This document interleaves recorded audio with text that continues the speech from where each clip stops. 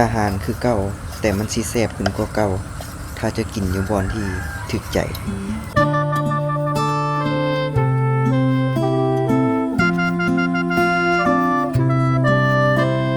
สบายดีพี่น้องมื้อนี้เราก็สิพามาเฮ็ดลาบดิบเนาะลาบดิบงัวเขาซื้อมาตั้งแต่ตอนกลางคืนมื้อที่เราไปดูดหนองปลา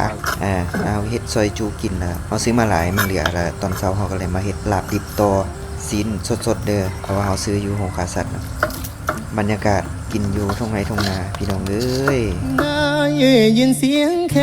นดังลอยแล่นมาจากแม่นฉันไผ่น้อเป้าอยู่มองนั้นคนใกล้บ้านคือเฮาบ่นอ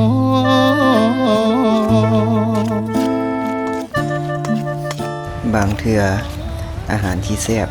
บ่ได้จำเป็นที่ว่าเราสิกินอยู่ในเมืองกินอยู่ร้านอาหารหรูหราแต่มันขึ้นอยู่กับว่าเรากินอยู่ไสแล้วเรากินกับไผความจำนับแต่ความจนพาดิ้นรนเป็นคนใกล้ถิ่นความทุกข์บีบให้ตกสำหรับคนบ้านนอกที่มาอยู่ในเมืองคือเฮาการที่ได้ออกมานั่งกินข้าวกับธรรมชาติกับทุ่งไร่ทุ่งนาแบบนี้มันเฮ็ดให้เฮาคิดฮอดบ้านอยากกลับเมื่อบ้านอยากมากินข้าวกับพ่อกับแม่กับครอบครัวไอ้น้องมันบ่มีหยังสิมีความสุขส่ำนั้นอีกแล้วฟังลำคืนนี้เหมือนแค้นไทยท่าคลิปนี้ขอฝากให้คนไกลบ้านเด้อ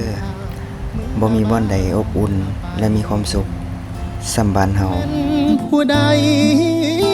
เป็นคนเป่าแค้นกะสังแต่คนลอยฟัง